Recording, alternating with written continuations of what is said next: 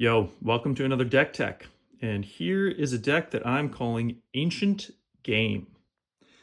So, as you can see, this is a Gamekeeper deck. And if you don't know what Gamekeeper does, when it dies, you have the choice to exile it and then reveal cards from the top of your deck until you reveal a creature. And you can put that creature right into play. So it's like getting an Oath trigger, Oath of Druids, except it's not contingent upon your opponent having more creatures than you. It's on your terms. There's a little extra setup cost, a little extra mana cost, but the payoff of having it be on your terms, there's big upside to that as well, especially if you're triggering it on your terms by sacrificing the Gamekeeper to a Cabal Therapy. So you're getting value out of the creature sacrifice as well. So you may have seen Gamekeeper decks before. The typical Gamekeeper deck, instead of being paired with Ancestor's Chosen, is usually paired with Terravore.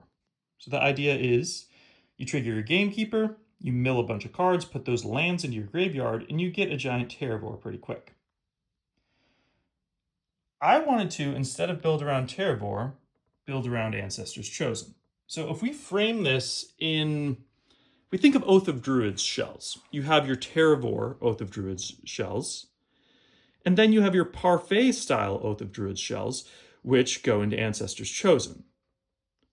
So I've seen Gamekeeper decks that play into Terravore, but I wanted to try that same kind of shift that you can do with an Oath of Druids deck, except build it around Gamekeeper. Can we make a Gamekeeper Parfait deck? So how this deck works, beyond what I've already explained, is we're really leaning into the combo side of Gamekeeper as well. We're playing more tutors. We have Living Wishes to grab the fourth Gamekeeper out of our board, but we also have Intuitions to set up the Gamekeepers, as well as other value plays. And one of the aspects of this deck I'm most excited about is Ancient Tomb. This deck does a lot of damage to itself with the mana base, because in addition to Ancient Tombs, we have City of Brass, Tarnished Citadels even, Grand Coliseums. All these lands will or can at least damage us. But if we're aggressively flipping Gamekeeper into an Ancestor's Chosen, we could easily gain, 20 life off of the first trigger. Maybe we do a second one, or gain 40 life, something like that. So we get soul lands with very little drawback when we're actually doing the thing. And we can do it extremely aggressively. So there's a lot of little things to talk about with this deck. I think I'm going to start with Intuition. So as I said, Intuition can grab one of the three main deck Gamekeepers to set up your aggressive combo into Ancestor's Chosen, gain a bunch of life in the aggressive matchups. You can do this as quickly as turn 3 off of Ancient Tomb. You can turn 1, Cabal Therapy. You can turn 2, play an Ancient Tomb, maybe even Intuition for 3 Gamekeepers, and then you're set up to turn 3 have 4 mana. Cabal Therapy is already in your graveyard, and trigger your Gamekeepers right into Ancestor's Chosen. So obviously, there's many other ways to turn 3 this as well. You could Living Wish for the Gamekeeper. You could already have the Gamekeeper. You could Intuition for triple Cabal Therapy instead to set up the sack outlet, if that's the missing piece. So it's a very flexible piece in this deck. Intuition also has the option to grab multiple Deep Analysis if you just need a bunch of extra value, basically. You're playing a card advantage battle. The added upside of Deep Analysis in this deck is once you trigger the Ancestor's Chosen, you have a lot of extra life to work with. So the drawback of the 3 life on Deep Analysis is relatively lower in this deck compared to most. If you trigger a big Ancestor's Chosen, it's basically free. And on top of that, your Gamekeeper is milling free Deep Analyses. So it's a big card advantage engine that's just built into the basic combo of this deck. Once you go big into Ancestor's Chosen, you're milling more cards to draw more cards. You're milling more Cabal Therapies. And, something I forgot to mention here is Gamekeeper. What if Gamekeeper flips into another Gamekeeper? Well, chances are you also flipped a Cabal Therapy along the way, which means you have another Cabal Therapy to trigger your new Gamekeeper, and you just keep doing that until you end the chain in an Ancestor's Chosen most of the time. Of course, you can hit more Gamekeepers than Cabal Therapies, and you can not always finish the chain in an Ancestor's Chosen, but most of the time you should be able to, especially considering that Intuition for triple Cabal Therapy is going to make sure your graveyard is full of Cabal Therapies to always end in an Ancestor's Chosen. So a couple of the things that Intuition does in this deck, up here we have a couple utility package cards. The most relevant is Acorn Harvest. Really, Roar of the Wurm is for once you mill your deck, just having into Ancestor Chosen, just having another 4 mana big body to put into play. The Krosan Reclamation, actually I'll get to that one in a moment.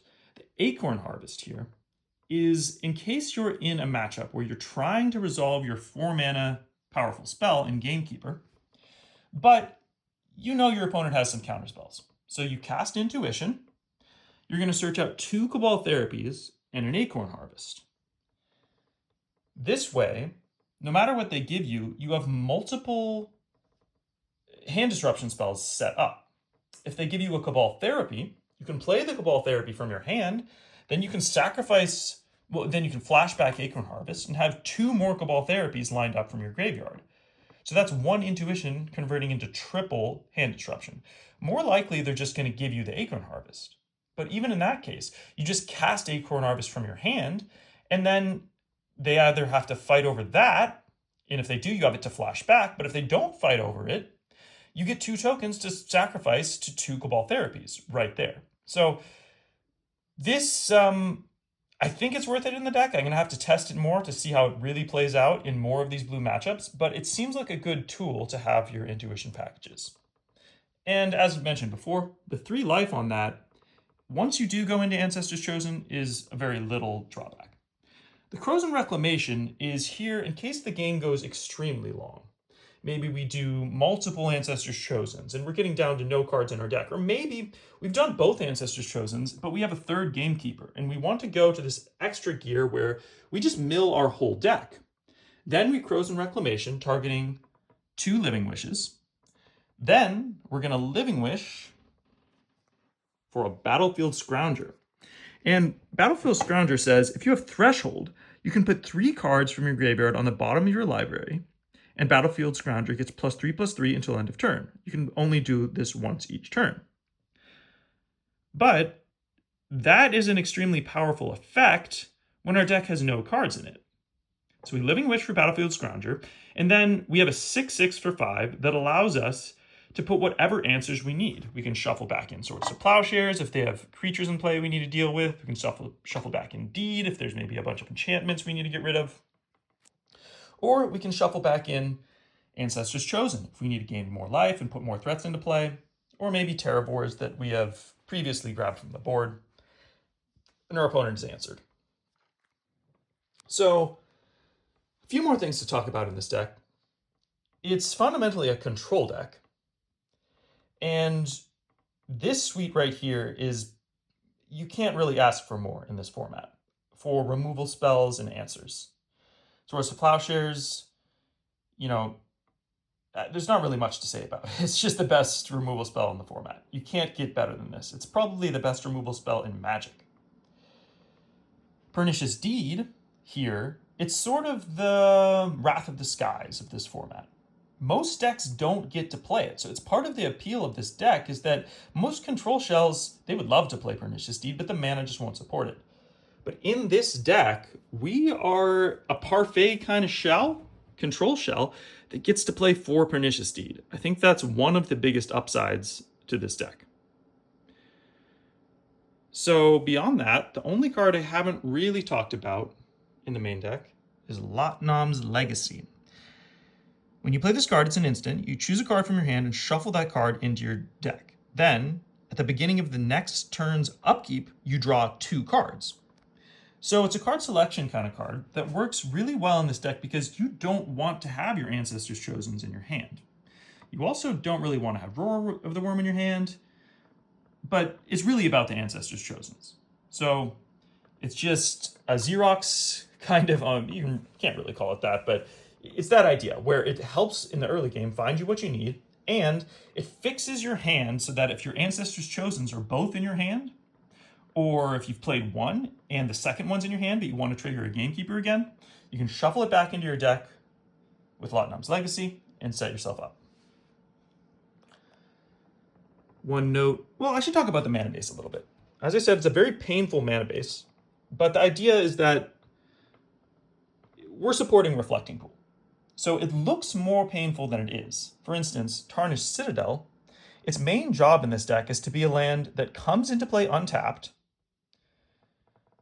turns on Reflecting Pool, and can also be tapped for no damage. It's easy to focus on the Bolt Yourself in the Face mode, where it does 3 damage to make 1 mana of any color. But a lot of times you're keeping a hand where maybe you'll do that once, but maybe not even at all.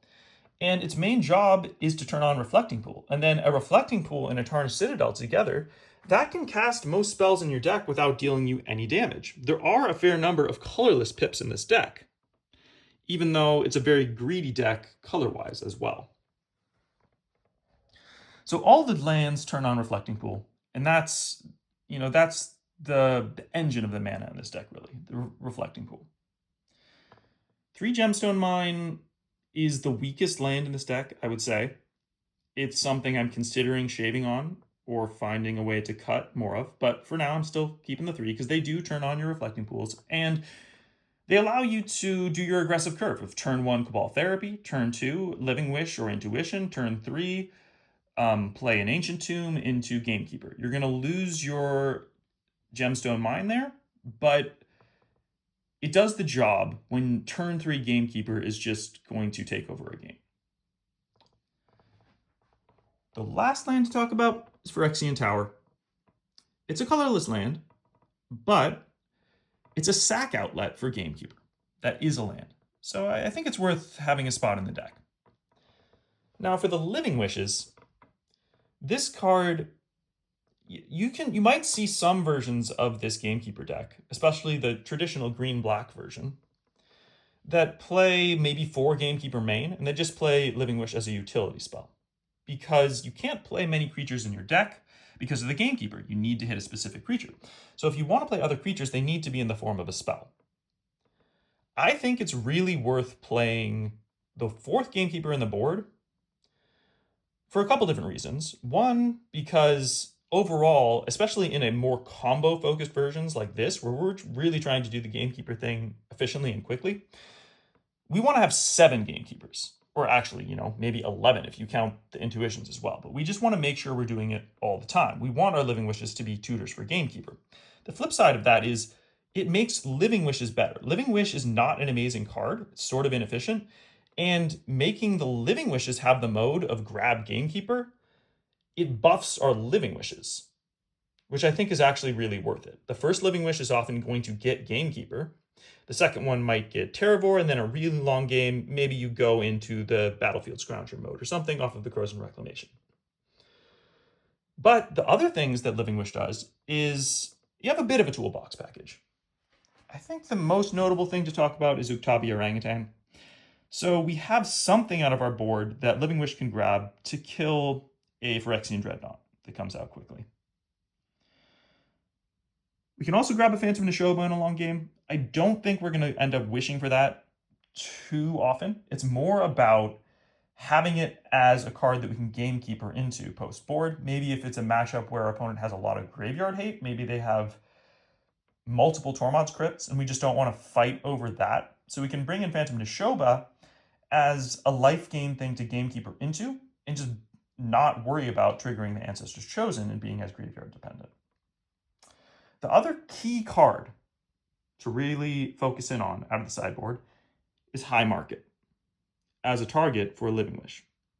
I think another important thing to have in your board for Living Wish is a good land to get. This is not an amazing land, but it's a role filler land. If we just need another land to maybe be able to hit our 4th land drop to make sure that we're going to Gamekeeper on turn 4, it's nice to be able to grab one from your board. And it gives Living Wish that extra mode that actually makes it worth playing.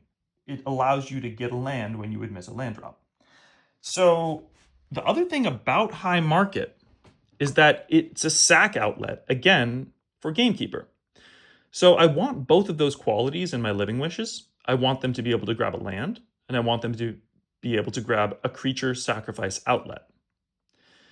High Market in the abstract is not the best land to have in the board, but it is a rare quality of land, or rare quality of card, that it's both a land to fill that role for Living Wish and a repeatable sack outlet that's hard to interact with for Living Wish. Both of those things I want Living Wish to be able to do, and to be able to fit them both into one card in my sideboard frees up an extra sideboard slot. So I think this is the right land to have in the board. But, for instance, some other cards I'm considering for the sideboard are City of Traders. Because let's say we turn 1 Cabal Therapy, then we turn 2, let's say we already have a Gamekeeper in our hand, but we don't have a third land. We could turn 2 Living Wish for City of Traders, and then turn 3 be set to just play City of Traders, play our Gamekeeper, and go off. So it's something I'm considering, but if I played City of Traders over High Market in the board here, the issue is then I want to have a sack outlet in the board as well. So I think I do. I'm not 100% sure I need one, but then I'd have to find another card to cut in order to play a sack outlet for my Gamekeepers. Carrion Feeder is an example of the type of sack outlet I could play. The upside of having something like Carrion Feeder in your deck is, let's say I haven't intuitioned for a bunch of Cabal Therapies. So I need a potentially repeatable sack outlet. Because if I get Carrion Feeder, I play it, I play my Gamekeeper, I sack it to Carrion Feeder, I mill into another Gamekeeper.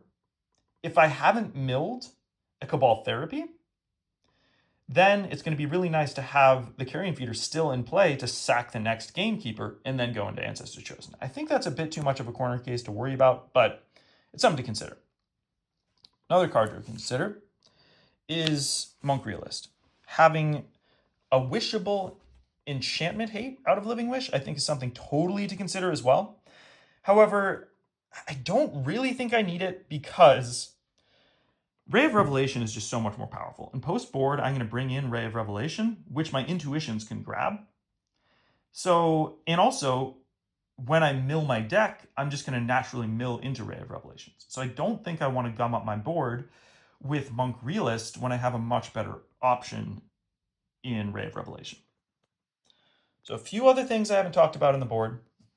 The 4th Gamekeeper, obviously. 4 Duress. So when we play against these blue decks that have a bunch of counterspells, Duress pairs extremely well with Cabal Therapy.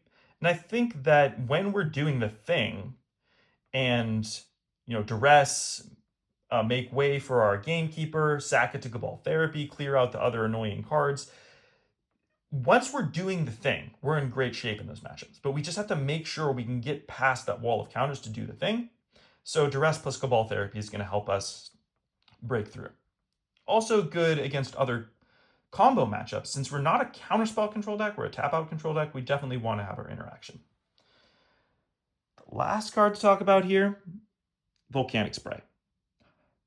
My initial build of this deck had some in the main deck, but I don't think we really need it with the Pernicious Deeds. But it's nice to just have one Volcanic Spray post board so that in the matchups where 1 toughness creatures are relevant, we can have an intuition and put a Volcanic Spray in that pile, and there's nothing they can do to not give us the bad Pyroclasm effect. So I think that's worth it. Potentially multiple of them could be worth it, but I'm just starting with 1. Terravore is another card that I think 2 is the right number in the board so that we can realistically wish for 2 of them. Another thing you could do is have a 3rd Terravore on the board, and then in some matchups where life total is not really something you're worried about, you could board out your Ancestor's Chosen, board in 2 Terravores, and then still have 1 in the board to wish for, and we just turn into the Terravore version of the deck. That's not where I'd start. And it's not, you could even potentially do that with this version. You could bring in 1 Terravore and then just have your Gamekeepers hit that 1 giant Terravore. But yeah, anyway, that's not where I'm starting with it. I think just the 2 Terravores in the board is the way to go. So here's where I'm at with the deck. I've only tested it a little bit, but initial testing was really fun and very promising as well. So Please let me know in the comments if you've got any suggestions for this deck, or let me know. Please comment if you would like to see me play this deck in a tournament, because I'm going to be going to the monthly in Seattle at Phoenix Comics and Games on April 9th, and I'm going to be playing one of my brews. And if you want it to be this one, please let me know in the comments. So thanks again for watching, and take care.